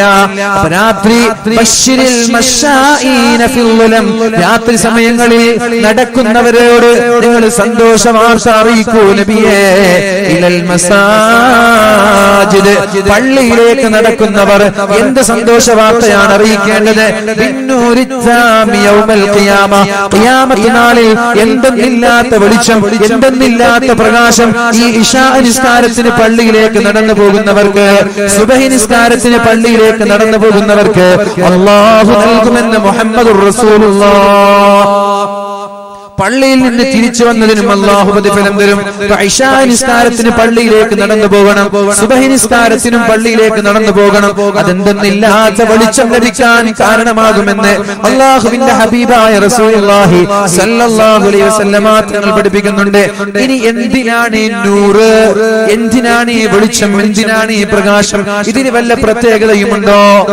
അല്ലാഹുവിന്റെ ഹബീബായ മുഹമ്മദുർ റസൂലുള്ളാഹ് നബി തങ്ങൾ നിസ്കരിക്കാൻ നിന്നാൽ ഒരു പ്രാർത്ഥന നടത്താറുണ്ട്. നിസ്കരിക്കാൻ വേണ്ടി കയറിയാൽ ഒരു പ്രാർത്ഥന നടത്താറുണ്ട്. എന്താണ് ആ പ്രാർത്ഥന? അല്ലാഹുമ്മ ലക്കൽ ഹംദ്, അല്ലാഹുമ്മ ലക്കൽ ഹംദു അൻത നൂറുസ് സമാവാതി വൽ അർദ്. അല്ലാഹുവേ, സർവസ്തുതിയും നിനക്കാണ് റബ്ബേ. അൻത നൂറുസ് സമാവാതി വൽ അർദ്. ആകാശങ്ങളുടെ ഭൂമിയുടെ പ്രകാശമാണല്ലോ റബ്ബേ. ആകാശത്തിന്റെയും ഭൂമിയുടെയും വെളിച്ചമായ അല്ലാഹ്, നിനക്കാണ് സർവസ്തുതിയുമെന്ന് അല്ലാഹുവിന്റെ ഹബീബ് നിസ്കരിക്കാൻ വേണ്ടി നിന്നാൽ പറയാറുണ്ടായിരുന്നു എന്നാണ്. അതേപോലെ നബി തങ്ങളുടെ പ്രത്യേകമായ ഒരു ദുആ ഉണ്ട്. അല്ലാഹുമ്മ ജഅൽ ഫീ ഖൽബി നൂറാ വഫീ ബസരി നൂറാ വഫീ സമഈ നൂറാ വഅൻ യമീനി നൂറാ വഅൻ യസാരി നൂറാ വഫൗഖി നൂറാ വതഹ്തി نورا وأمامي نورا وخلفي نورا وعظم لي نورا. നബി തങ്ങളുടെ ദുആയാണ്. അല്ലാഹുവേ, ഉറക്ക ദുആ ചെയ്യ് എല്ലാവരും. നിങ്ങൾ തണുപ്പൊക്കെ പോട്ടെ. അല്ലാഹുമ്മ അല്ലാഹുമ്മ അള്ളിം ലീ അല്ലാഹുമ്മ ഇജ്അൽ ഫീ ഖൽബി നൂറാ. നിങ്ങൾ എന്റെ കൂടെ പറയുന്നത് ഉറക്കെ പറയുന്നുണ്ടോ? നിങ്ങൾക്ക് എല്ലാവർക്കും മൈക്ക് വേണം? മൈക്ക് വേണം എല്ലാവർക്കും ഒരു മൈക്ക്. ഉറക്കെ പറഞ്ഞു, നിങ്ങനെ നല്ല ശബ്ദം മുഖരിതമാണ്. അതേപോലെ തന്നെ അല്ലാഹുമ്മ ഇജ്അൽ ഫീ ഖൽബി നൂറാ. ഖൽബ് എന്ന് പറഞ്ഞാൽ ഹൃദയമാണ്. അല്ലാഹുവേ, എന്റെ ഹൃദയത്തിൽ നീ വെളിച്ചം നൽകണേ അല്ലാഹ്. നബി തങ്ങൾ അങ്ങനെ ദുആ ചെയ്യണമെങ്കിൽ ഈ നൂറിന് എന്തോ ഒരു പ്രത്യേകതയുണ്ട്. ഹൃദയത്തിന് വെളിച്ചം വരണേ അല്ലാഹ്. പിന്നെ രണ്ടാമത്തേത് വഫീ ബസ്വരി നൂറാ. അല്ലാഹുവേ, എന്റെ കണ്ണിന് നീ വെളിച്ചം നൽകണേ അല്ലാഹ്. കണ്ണിന് നൂറ് വേണമെന്നാണ്, കണ്ണിന് വെളിച്ചം വേണമെന്നാണ്. വഫീ അല്ലാഹുവേ, എന്റെ ചെവിക്ക് നീ വെളിച്ചം നൽകണേ അല്ലാഹ്. എന്റെ ചെവിക്ക് നീ വെളിച്ചം നൽകണേ അല്ലാഹ്. വഅൻ യമീനി നൂറാ. എന്റെ വലതുഭാഗത്ത് നീ വെളിച്ചം നൽകണേ അല്ലാഹ്. വഅൻ യസാരി നൂറാ. എന്റെ ഇടതുഭാഗത്തും നീ വെളിച്ചം നൽകണേ അല്ലാഹ്. വഫൗഖി നൂറാ. എന്റെ മുകൾ ഭാഗത്ത് നീ വെളിച്ചം നൽകണേ അല്ലാഹ്. വതഹ്തി നൂറാ. അല്ലാഹുവേ, എന്റെ കാൽഭാഗത്തും നീ വെളിച്ചം നൽകണേ അല്ലാഹ്. വഅമാമി നൂറാ. എന്റെ മുൻഭാഗത്ത് നീ വെളിച്ചം നൽകണേ അല്ലാഹ്. വഖൽഫി നൂറാ. എന്റെ പിൻഭാഗത്തും വെളിച്ചം നൽകണേ അല്ലാഹ്. വഅള്ളിംനി നൂറാ. നൂറ് കൊണ്ട്, വെളിച്ചം കൊണ്ട്, പ്രകാശം കൊണ്ട് എന്നെ നീ പ്രത്യേകമായി ആവരണം ചെയ്യണേ അല്ലാഹ് എന്ന് മഹാനായ മുഹമ്മദുർ റസൂലുള്ളാഹ്. നബി തങ്ങൾ അങ്ങനെ ദുആ ചെയ്യണമെങ്കിൽ ആ ദുആക്ക് എന്തോ പ്രത്യേകത ഉള്ളത് കൊണ്ടല്ലേ? ആ നൂറിന് പ്രത്യേകത ഉള്ളത് കൊണ്ടല്ലേ? കണ്ണിനും ചെവിക്കും നാവിനും ഹൃദയത്തിനും കാലിനും വലതുഭാഗത്തും ഇടതുഭാഗത്തും മുകളിലും താഴെയിലും മുമ്പിലും പിന്നിലൊക്കെ നൂറ് വേണം എന്ന് അല്ലാഹുവിന്റെ ഹബീബ് വെറുതെ ദുആ ചെയ്യും. അല്ലാഹു തആല ആ ഒരു പ്രകാശം നമ്മൾക്ക് നൽകുമാറാവട്ടെ. മഹാനായ അബ്ദുല്ലാഹി ഇബ്നു മസ്ഊദ് റളിയല്ലാഹു അൻഹു റളിയല്ലാഹു അൻഹു ദുആ ചെയ്യാറുണ്ട്. എന്ത്? റബ്ബനാ അസ്ലിഹ് ബൈനനാ. അല്ലാഹുവേ, ഞങ്ങൾക്കിടയിൽ ഐക്യമുണ്ടാക്കണേ അല്ലാഹ്. ഐക്യം വളരെ പ്രധാനപ്പെട്ട ഘടകമാണ്. ഇന്ന് പല സ്ഥലങ്ങളിലും വാഴ് വെക്കുന്നത് പരസ്പരം ഐക്യമില്ലാതെയാണ് എന്ന് പറയാതിരിക്കാൻ വയ്യ. ഐക്യമില്ലാതെയാണ് എന്ന് പറയാതിരിക്കാൻ വയ്യ. ഇന്നൊരു വിഭാഗം വെച്ചാൽ അവരിൽ നിന്ന് മാറി നിന്ന് മറ്റൊരു വിഭാഗം പിറ്റേ ദിവസം വേറൊരു വാഴ വെക്കും. അതുകൊണ്ടാണ് ചില സ്ഥലങ്ങളിൽ പതിവിന് വിപരീതമായി വാഴിന്റെ ആളുകൾ കുറഞ്ഞു വരുന്നത്. തമാശയല്ല. ഇന്നൊരു 10 ദിവസം നീണ്ടു നിൽക്കുന്ന വാഴ്, എന്നാൽ ഇതിന് തത്തുല്യമായ തുല്യമായി കിടപിടിക്കുന്ന വേറൊരു സംഘടന ഇവിടെ ഉണ്ടോ ഇല്ലേ എന്ന് എനിക്കറിയില്ല. ഉണ്ടെങ്കിൽ അവരെ കീഴിൽ വേറൊരു 10 ദിവസം. ആരാണ് എല്ലാ ദിവസവും വാദിന് വരുന്നത്? ദിവസം ഒരു വർഷത്തിൽ എല്ലാ ദിവസവും വാദിന് വരാൻ ഒരാൾ കഴിയുമോ? ഇത് കഴിഞ്ഞാൽ അപ്പുറത്ത് നാട്ടിൽ വാല്, അത് കഴിഞ്ഞാൽ അവിടെ വാല്. കിലോമീറ്ററുകൾക്ക് പരിധിയിൽ ഒരേ ദിവസം തന്നെ 5 വാലുകൾ വരെ ഈ ചുറ്റുഭാഗത്ത് നടന്നിട്ടുണ്ട്. എനിക്കറിയാം, കിലോമീറ്റർ പരിധിയിൽ 5 കിലോമീറ്റർ പരിധിയിൽ 5 വാല് നടന്ന സമയം ഇവിടെയുണ്ട്. അപ്പൊ ഈ വാൽ എന്ന് പറയുന്നത് ഇങ്ങനെ ഓരോ ആളുകൾ വാശിക്ക് വെക്കുകയാണെങ്കിൽ ഒരു സ്ഥലത്തേക്ക് ഞാൻ വാല് പറയാൻ പോയി, സ്ഥലം ഞാൻ പറയുന്നില്ല. നമ്മുടെ അതേ സംഘടനയിൽ തന്നെ വിള്ളലാണ്, നമ്മുടെ അതേ സംഘടനയിൽ തന്നെ വിള്ളലാണ്. എന്നിട്ടോ ഒരു വിഭാഗം ആദ്യം വാല് വെച്ചു, അടുത്ത വിഭാഗം പിന്നെ വാല് വെച്ചു. ആദ്യത്തെ വിഭാഗം വാല് വെച്ചപ്പോ ഇവര് പങ്കെടുത്തില്ല, ഇവര് വെച്ചപ്പോൾ അവര് പങ്കെടുത്തില്ല. ഇതാണോ വാല്? എന്താണ് ഈ വാല് വെക്കുന്നതിന്റെ ലക്ഷ്യം? എന്താണ്? ആർക്ക് വേണ്ടിയാണ് ഈ വാല് വെക്കുന്നത്? വാലുകളൊക്കെ ആത്മാർത്ഥമായ നീയത്തോടു കൂടിയാണ് വാലുകൾ സംഘടിപ്പിക്കേണ്ടത്. ജനങ്ങൾക്കിടയിൽ എന്തെങ്കിലും ഒരു നന്മ പറയുന്നവർക്കും മാറ്റം വേണം, കേൾക്കുന്നവർക്കും മാറ്റം വേണം. അല്ലാഹു നമ്മെ നല്ലവരിൽ ഉൾപ്പെടുത്തട്ടെ, അല്ലാഹു നമ്മെ നന്നാക്കി തരട്ടെ. അല്ലാഹുമ്മ അസ്ലിഹ് ബൈനനാ, അല്ലാഹുവേ ഞങ്ങൾക്കിടയിൽ നീ ഐക്യമുണ്ടാക്കണേ. വഹ്ദിനാ സബീലൽ ഇസ്ലാം, അല്ലാഹുവേ നല്ലൊരു മുസ്ലിമാക്കണേ റബ്ബേ. വനജ്ജിനാ മിനൽ ളുലുമാതി ഇലൻ നൂർ, അല്ലാഹുവേ ഇരുട്ടിൽ നിന്ന് വെളിച്ചത്തിലേക്ക് എന്നെ നീ നയിക്കണേ എന്ന് മഹാനായ അബ്ദുല്ലാഹി ഇബ്നു മസ്ഊദ് റളിയല്ലാഹു അൻഹു നിരന്തരമായി ദുആ ചെയ്യാറുണ്ടായിരുന്നു. അല്ലാഹുവേ നിന്റെ മഹാന്മാർ ചോദിച്ച ആ ഒരു പ്രകാശം ഞങ്ങൾക്ക് നീ നൽകണേ അല്ലാഹ്. അല്ലാഹുവേ ആ ഒരു വെളിച്ചം നീ ഞങ്ങൾക്ക് നൽകണേ അല്ലാഹ്. വെളിച്ചം കിട്ടുന്ന മറ്റുള്ള പ്രത്യേകത, ഇന്നലിൽ ഹസനതി നൂറാ, ഇന്നലിൽ ഹസനതി നൂറൻ ഫിൽ ഖൽബി, ഓരോ നന്മ ചെയ്യുന്നതിനനുസരിച്ച് ഓരോ മനുഷ്യന്റെ ഹൃദയങ്ങളിൽ വെളിച്ചമുണ്ടാകുമെന്നാണ്. വളിയാഅൻ ഫിൽ വജ്ഹി, മുഖത്തെന്തെന്നില്ലാത്ത, ശ്രദ്ധിക്കണേ, മുഖത്തെന്തെന്നില്ലാത്ത പ്രകാശമുണ്ടാകുമെന്നാണ്. തഹജ്ജുദ് നിസ്കരിക്കുന്നവരുടെ മുഖത്തില് എന്തെന്നില്ലാത്ത വെളിച്ചമുണ്ടാകും. അതിന് ഫായിസ വേണമെന്നില്ല, ഫായിസ വേണമെന്നില്ല. നമ്മുടെ ചെറുപ്പക്കാരൊക്കെ ഗൾഫിൽ പോയിട്ട് ഫുള്ള് ഫായിസ ഇട്ടിട്ട് പാപം കുറച്ച് കഴിയുമ്പോൾ മുഖത്ത് കുരും വരും. ഇത് പിന്നെ കണ്ടിന്യൂ ഖിയാമത്ത് നാളോളം ആർക്കെങ്കിലും തുടരാൻ കഴിയോ? നിങ്ങൾക്ക് മനസ്സിലായോ? ഫായിസ എന്ന് പറഞ്ഞാൽ എന്താ മനസ്സിലായോ? അറിയാത്തത് പോലെ ഒന്നും ഇരിക്കേണ്ട നിങ്ങൾ, ആർക്കും അത് അറിയാത്തത്. ഫായിസ ഇട്ടിട്ട് വെളുക്കുമെന്നുള്ള കാര്യം സത്യം തന്നെയാണ്. പക്ഷെ വെളുത്ത ആളുകൾ ഇത് ഖിയാമത്ത് നാളോളം തുടരാൻ പറ്റുമോ? മുഖം ഉള്ള കുരു, ഉടക്ക കുരു, പിന്നെ അത് നിർത്തിയാ മുമ്പത്തേതിനേക്കാളും ഒത്തുപോകും. അപ്പൊ ഈ ഫായിസ് ഒന്നും വേണ്ട, നിങ്ങൾക്ക് വെളുക്കാൻ ഞാനൊരു വഴി പറഞ്ഞുതരാം. ഫായിസിനേക്കാളും പൈസക്ക് ചെലവില്ല. എത്ര 1000 രൂപ പൈസക്ക് ചെലവുണ്ടാവാൻ, ഇനി ചെലവില്ല. മുഖം വെളുക്കാനും മുഖം പ്രകാശിപ്പിക്കാനുള്ള വഴിയാണ് തഹജ്ജുദ് നിസ്കരിക്കുക എന്നുള്ളത്. മഹാനായ ഹസൻ റളിയല്ലാഹു അൻഹുവിനോട് ചോദിച്ചു, ഈ തഹജ്ജുദ് നിസ്കരിക്കുന്നവരുടെ മുഖത്ത് വെളിച്ചമുണ്ടാവാൻ, പ്രകാശമുണ്ടാവാനുള്ള കാരണം എന്ത് എന്ന് ചോദിച്ചു. അപ്പോൾ അദ്ദേഹം പറഞ്ഞ മറുപടി, തഹജ്ജുദ് എന്നുള്ളത് അല്ലാഹുവിന്റെ നൂറിന്റെ ഒരു ഭാഗമാണ്. തഹജ്ജുദ് എന്ന് പറയുന്നത് അല്ലാഹു നൂറാണ്. അല്ലാഹു നൂറുസ് സമാവാതി വൽ അർദ്, ആകാശഭൂമികളുടെ നൂറാണ്, പ്രകാശമാണ് അല്ലാഹു. ആ പ്രകാശത്തിന്റെ ഒരു അംശമാണ് തഹജ്ജുദ്. തഹജ്ജുദ് നിസ്കരിക്കുന്ന ആളുകൾക്ക് അല്ലാഹുവിന്റെ നൂറിൽ നിന്നൊരു നൂറ് കിട്ടുകയാണ്. അതാണ് അവരുടെ മുഖത്ത് എന്തെന്നില്ലാത്ത വെളിച്ചമുണ്ടാകുന്നത് എന്ന് മഹാനായ ഹസൻ റളിയല്ലാഹു അൻഹു പറയുന്നുണ്ട്. അതുകൊണ്ട് ഇന്നലിൽ ഹസനതി നൂറാ, നമ്മുടെ നന്മകൾക്ക് നൂറുണ്ട്. വലിയാഅൻ ഫിൽ വജ്ഹി, നന്മ ചെയ്യുന്നതിനനുസരിച്ച് മുഖത്തിന്റെ ഒരു പ്രകാശം ഉണ്ടാകുമെന്നാണ്. അല്ലാഹുവേ നീ ഞങ്ങൾക്ക് ആ ഒരു പ്രകാശം നൽകണേ അല്ലാഹ്.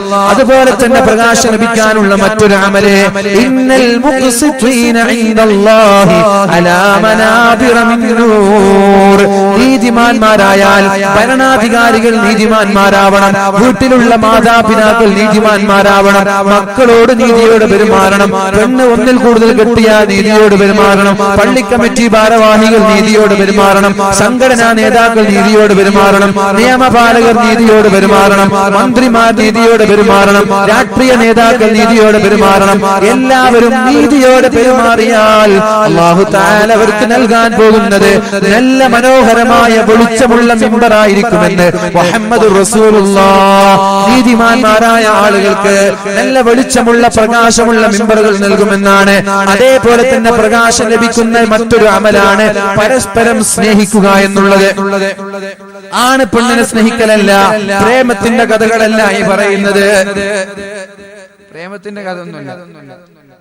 സ്കൂളിൽ പോയാൽ ആരോട് മിണ്ടണം, ആരോട് മിണ്ടാൻ പാടില്ല എന്ന് തീരുമാനിക്കുന്നത് സ്കൂളിലുള്ള സീനിയർ വിദ്യാർത്ഥികളായ കാലമാണിത്.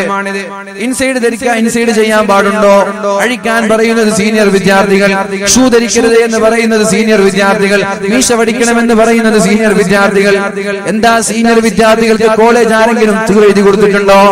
ഇത്തരം റാഗിങ്ങൾക്കെതിരെ നിരന്തരമായി ശബ്ദിക്കണം. അവിടെ വിട്ടുവീഴ്ചയ്ക്ക് തയ്യാറാവുകയും വേണ്ട. കാരണം ഇതൊന്നും അനുവദിച്ചു കൊടുക്കേണ്ട വിഷയങ്ങളല്ല. നമ്മുടെ മക്കളാണ് ഈ തോന്നിവാസങ്ങൾ ചെയ്യുന്നത്. എന്തേ നീ കഴിഞ്ഞ വർഷം ജൂനിയർ ആയിരുന്നില്ലേ? നിനക്കെന്തേ സീനിയർ ആകുമ്പോൾ എന്ത് പ്രത്യേകതയാണുള്ളത്? പഠിക്കാൻ വരുന്ന വിദ്യാർത്ഥികളെ പഠനത്തിൽ നിന്ന് തടയുന്ന തോന്നിവാസങ്ങൾക്ക് കൂച്ചുവിടേണ്ടത് ഇവിടുത്തെ രക്ഷിതാക്കളുടെയും നിയമപാലകരുടെയും ധാർമ്മികമായ അവരുടെ കടപ്പാടാണ് എന്ന് മനസ്സിലാക്കണം. അവിടെ ഒരു എക്സ്ക്യൂസ് വേണ്ട, അവിടെ ഒരു ഒത്തുതീർപ്പും വേണ്ട. അത്തരം ആളുകൾക്ക് കർശനമായ ശിക്ഷ വാങ്ങിച്ചു കൊടുക്കാനും നമ്മൾ തയ്യാറാവണം. ഇവിടെ കാസർഗോഡ് നിന്ന്, കാഞ്ഞങ്ങാട് നിന്ന്, കണ്ണൂർ നിന്ന് മംഗലാപുരത്തേക്ക് പോകുന്ന ട്രെയിനിൽ വരെ നിരന്തരമായി റാഗിങ്ങുകൾ നടക്കാറുണ്ട്. എന്തൊരു ക്രൂരമായിട്ടാണ് അടിക്കുന്നത്. എനിക്കറിയാം. എന്റെ ഒരു